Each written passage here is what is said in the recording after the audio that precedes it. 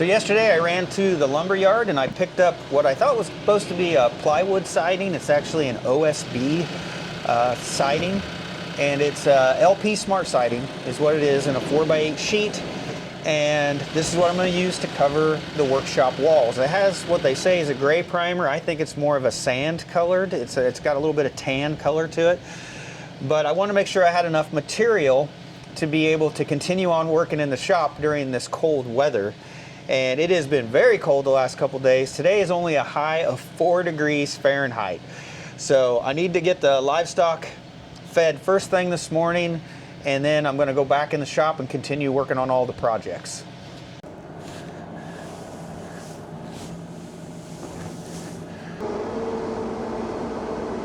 Oh shoot!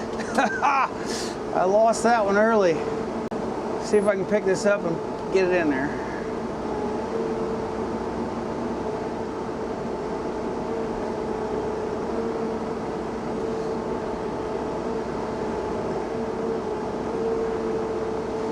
Kinda. Not necessarily the best hay bale I ever put in there. See if I can push it a bit and not get the spear stuck in it. Okay.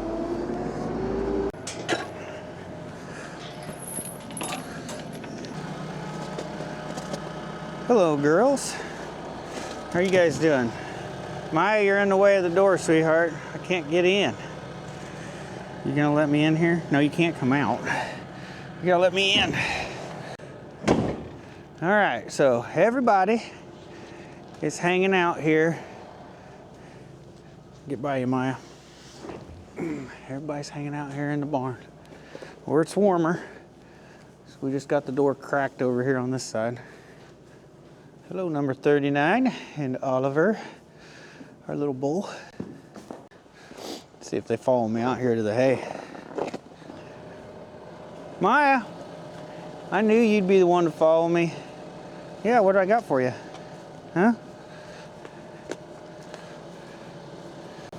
Maya, do you approve?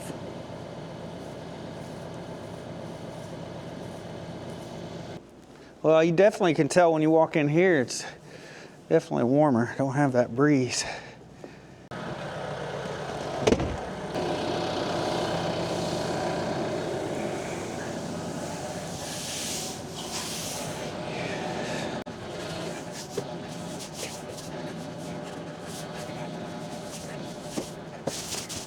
There we go, stacked to the roof. That'll last about 3 days. So the other night on the live stream, I had somebody ask, what do we use our sheep for? And I thought maybe I'd just explain that a little bit better. So the sheep that we have, they are a mostly Katahdin breed, and that is a hair sheep. And so they don't produce wool. So these are considered a meat breed of sheep. And we raise them and we sell the lambs at auction, and they eventually go to a meat processor. So the ram lambs, the boys. Unfortunately, that's the way it is on a farm, right? Most of the boys end up like beef steers, you know, ram lambs. The boys are normally go to meat every time, except unless you keep one as a ram or a bull. And then we plan on increasing this herd, not sure how big. Right now, I think we have a total of 8 ewes, and we'll increase it a little bit. And once we get to that point, the ewe lambs we were going to sell as breeding stock. So that's what we use the sheep for. They are a pretty skittish animal, that's for sure. So since we had our second ram end up dying, we can't breed the girls from the other ram to him anymore since he's gone.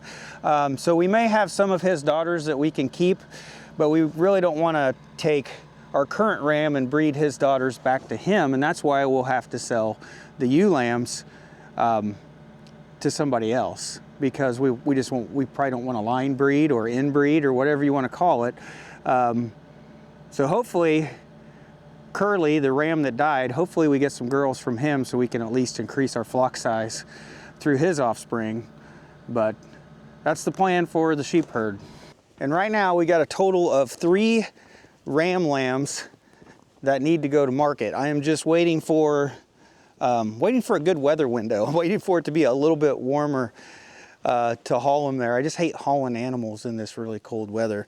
So as soon as it warms up, we're gonna take them to market.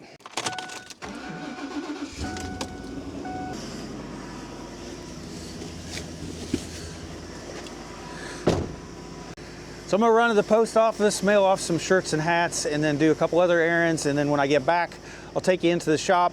I'll show you where all the projects are and we'll start working. All right, so here in the garage part, got things moved around a little bit, but here's all of the stuff that we're gonna cover the walls with. And then I've got a 3/4 inch piece of birch plywood. That's what we're gonna make like the little small workbench top for our metal rack out of this. So over on this wall, I got all of my outlets and the additional outlets, my welding outlets. I've got them all installed along here. So I think I added 5 additional outlets on here. So I've got a total of 14 120 volt outlets on this wall. So that should be plenty. I shouldn't run out with all of my battery chargers and everything plugged in. So I've had some people ask how much warmer is it in this shop than outside, because this is an unheated space. And I've got my little infrared gun, and we'll just see let's just see. So this table is 41.5 degrees. So right there we're 39.5 degrees. Just curious what the floor is.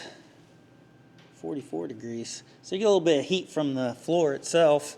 So it's actually warmer in here than I thought it was. So it's about, I don't know, 30 degrees warmer than outside, at least right now in these temperatures. I'm sure that's going to vary depending on what the outside temperature is, but it's definitely more comfortable to work in here than it is outside. So here in the workshop, we've got the paint booth set up, and I've got all these Allis Chalmers parts. These are all painted, and these are ready to take out of here. There's a couple parts that need the other side done. I think there's 3 parts that need another side painted, but pretty much all this is complete. And we're heating this space with a 30,000 BTU propane heater. And it is 63 degrees in here, so way more comfortable. It's almost like the perfect temperature to work at. So after I get these parts painted, I've been putting a blanket over them to try to keep them clean. And we'll just give these a quick look over, make sure we didn't miss anything.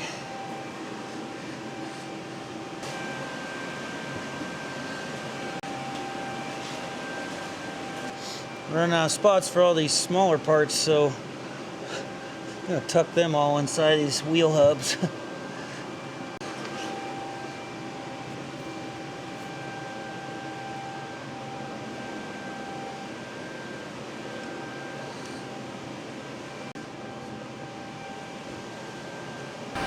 So these are the parts I got left in here. You might be able to tell, see that's missing some paint on that side, so it needs painted again. These 3 items were the wrong color orange. Probably won't be able to tell it. That's the right color. Maybe you can see it. This is the right color. This is the wrong color. So I just need to paint this other side. One side's painted. Or repaint that because I got a chip in it. And then I'm just missing a little bit of paint in some little corners on these. So I'm going to paint them again. And then hopefully these are done. But I'm going to do that another day. So what I want to do right now is I just want to get the paint booth completely emptied out, and then I want to take the metal rack that we were building. I want to see if we can get that inside the booth so we can get it painted.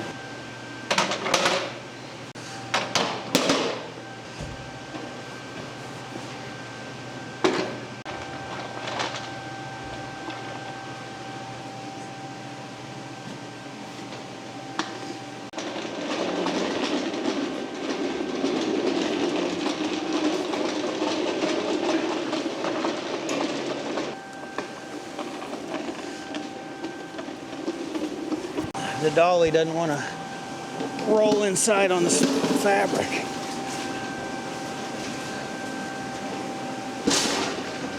Whew. All right, I got our 16-foot long metal rack in here. It's got just enough room to walk around it and to paint it. Just got it sitting on a couple 2x4s down here on the ground. Get this door shut, letting all the hot air out. It doesn't take very long for this room to cool down, but that room does not warm up. It's just straight out the roof because it's a vented roof. Needs a ceiling in there. So I'm gonna wait and paint that metal rack here toward the end of the day. So that'll let that metal rack kind of come up to temperature in there and warm up. But also when I paint that, the fumes are really bad, right? So you can't use that room for probably 3-4 hours afterwards. And I have to turn off all the pilot lights and the heaters and everything. So it's just better to wait toward the end of the day to do it. So now I'm gonna start putting the barn siding here on the interior wall. And I'm just gonna work my way from that corner to that direction. And should go fairly quickly. I just have to cut out for the outlets and the windows, and it should be fairly straightforward. So like I said earlier, this is a LP smart siding. You can see it's got like a wood texture to it, and it's a 4x8 sheet, like a T111 siding, and it's already primered. They say gray, but to me this is more of like a tan color. And that's the color I'm gonna leave it. I'm not gonna paint it. That's the color the walls are gonna be.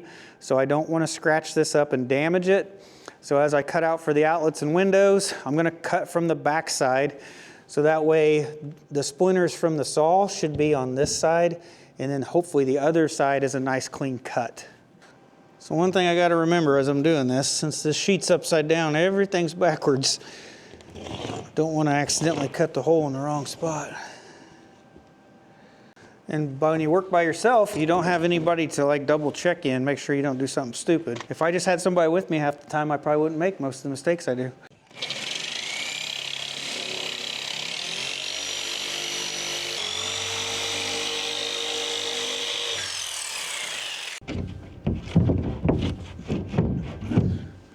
Holy moly. That's a huge difference between the floor and the wall. I'm all the way touching at the bottom, and you can see we got about 1.5 inches up here on this side. So either this piece of concrete right here is slightly out of level, or this wall's out of level. So we're gonna check. So it appears that the wall is pretty much level. So what's going on is this concrete down here must slightly go uphill. So I'm gonna try to get this panel in the corner as plumb as possible, and it's pretty critical on this first one. And because if I don't get it perfectly plumb, as we work our way down, we might end up with like a stair step effect, where the top of this, the next one's a little higher, and then the next one's a little higher, and I want the top to be perfectly straight going all the way across. So may not work out that way, but we're gonna try. So as I've got this set in here, I'm gonna push it against the wall. Now it is plumb up and down. You can see our outlet is cut out a little bit high. And you can see down here, we got a gap at the bottom right there. So what I'll probably do is, I think this bottom corner needs trimmed, and we'll just trim that down a little bit, and then hopefully this all lines up.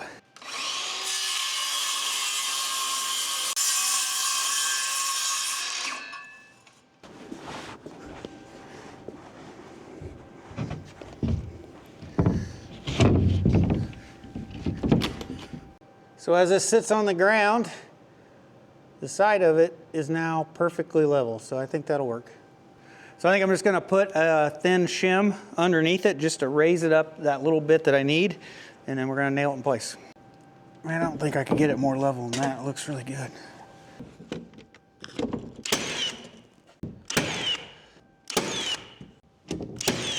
Well, the sheet's nice and level and the outlet fits perfectly. So I think I'm good with that. Now I just have to wait and see how the rest of these all lay out.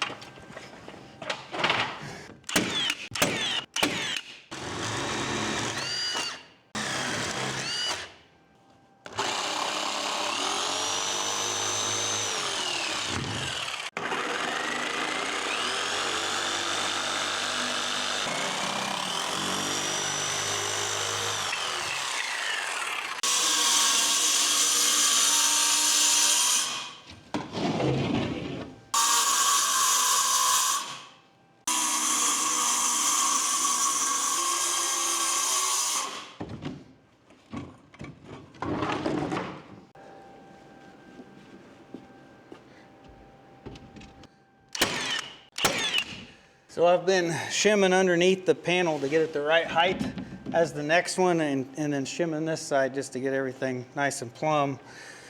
And I'm a little over 3/8 off the floor right now.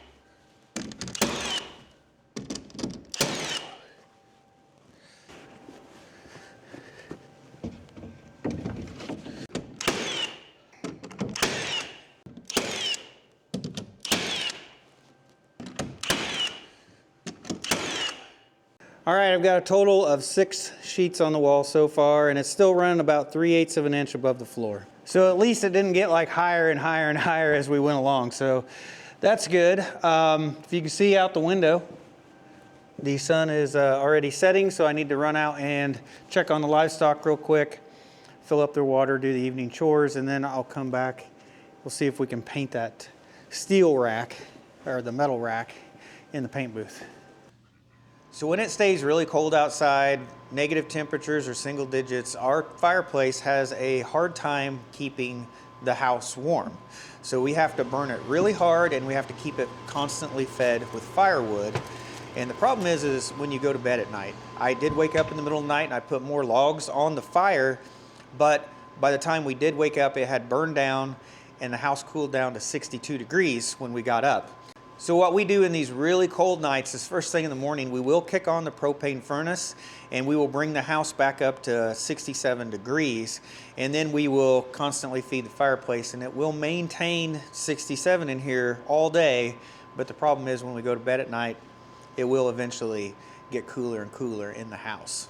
So usually we only have maybe 1 to 2 weeks of extremely cold weather where we burn the fireplace really hard. And this winter has been extremely cold.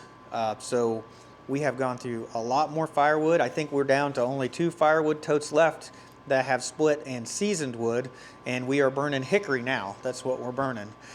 But I was really trying not to have to kick on the propane furnace, but yesterday I kicked it on for about a half hour in the morning. I kicked it on again this morning for about a half an hour.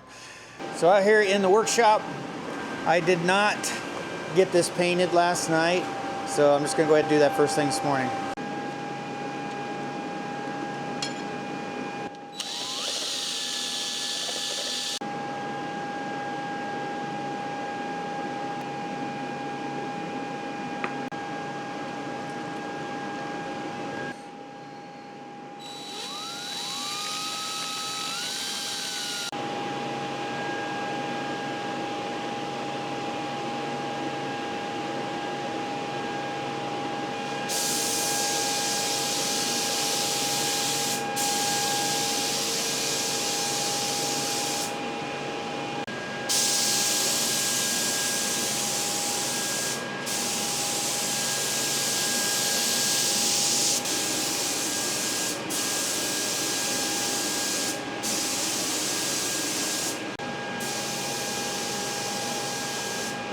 All right, I got the metal rack primered. Well, at least one coat of primer I got on there. And I'm gonna move back to putting the barn siding on the walls. And I'm not gonna cover around the breaker panels just yet. So I've only got one more panel to put down here at the bottom, and then we can start moving to the next row up. And these are gonna be, I have to cut these down. They're not a full 8 feet. They're gonna be 6-foot sheets that'll go across here. Luckily, I don't have to cut out for any windows or outlets, so those should go fairly quickly, except the fact that I'll be working off a ladder, so maybe they won't. But I'm hoping to get this all finished up today.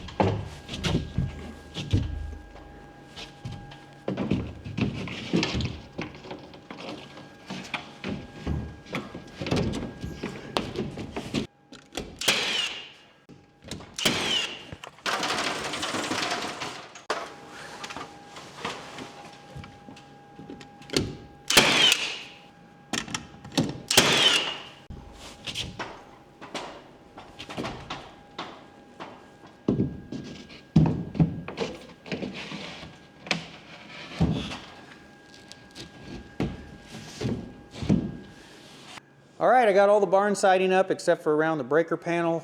And I even came over here and I did this little corner. And the only problem with this corner, as it went up, for some reason, the wall kind of went out. So there's like a 1/4 inch gap right in there. But other than that, I think everything turned out fairly well. You can always cover that up with a little bit of trim if somebody's worried about it. But overall, when you think about what you cover a garage or a pole barn interior with, you know, a lot of people will put up just OSB sheeting, bare OSB, maybe unfinished drywall. And then what a lot of people do to make it look nice is they use that barn metal, right? And I think this is pretty close to on par. Maybe not as nice looking as the barn metal, but it's pretty on par for an interior of a workshop or a garage. So I think this will work out really good. The only problem I'd say is the thickness. This stuff is a little bit kind of flimsy. I ended up buying the 3/8 thick. They had two different thicknesses at the lumber yard. They had 3/8 and they had 5/8. And I ended up going with the 3/8 because it was cheaper. This was about $40 a sheet. And then this came out to be roughly the same price as it would have been if I would have put the barn metal up, except this is pretty well flat surface and I could attach things to this if I want to. So I think it just gives me a little bit more flexibility. So as far as the negative side of this, I don't like the fact that it's OSB, honestly, because it is a little bit brittle. See how some of these edges have been broken out? And I probably didn't have to buy these, but I knew I was going to cut off the top section of some of these. So a little bit of damage on one end didn't really bother me. But in all reality, you know, this 3/8, it ends up being where the overlap is, ends up being pretty thin. And it doesn't take much. I could probably break this with my hand. Yep. Yeah, see, I mean, I could do that with my thumb and break it. I mean, I had to put some pretty good force on it, but the point is, I think if you're worried about the durability of it, the 5/8 was probably definitely a better, more sturdier choice than this. But like I said, I was trying to save a few dollars. I went with the thinner 3/8, and we'll just have to see how it is when I attach stuff to the wall. But so far, it actually doesn't look too bad, and it's just way easier, I think, than the stained wood that I put in the other shop. So back in this corner with the electrical panel, there is also where our propane line comes in, and I'm going to redo that, and I'm going to hard pipe it up to the ceiling. I'm also going to put in maybe a small header so that I can come off for a forced air propane heater that's going to go in this corner. That's what my plans have been all along. And I'm also going to probably put a small connection down here at the bottom so that I could hook up to maybe a propane generator in the future. So I need to make those gas line changes. I need to still start, you know, I still need to tidy up all of the wiring and stuff as well, and then I can get this all covered up. But when I do, these bottom panels, or I'll make some small panels or something that I'll attach with screws. That way I can remove those easily and get to around the breaker panels if I need to. I'm at least going to make it where it's accessible when it's finished.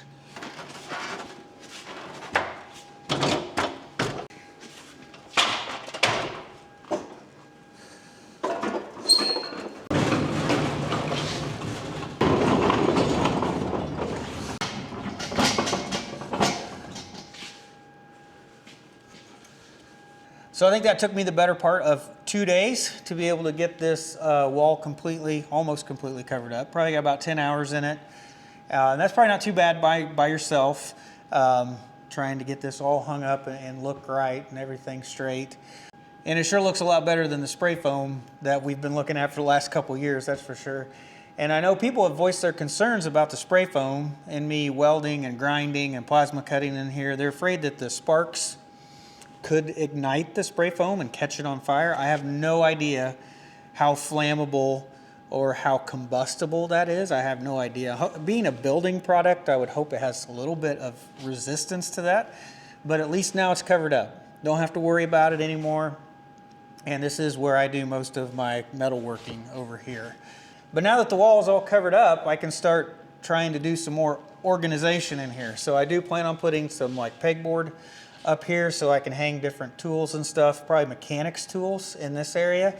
And then I'm probably gonna do something over here, pegboard or something, so that I can hang up probably some of my metalworking tools and different things over here on this wall. But being able to finally use the wall space in here, I think is gonna help a lot, considering before everything just went on the floor. And I'm gonna try to remedy that and try to make sure that everything actually has a place. And that's a lot of work, and hopefully I can get there.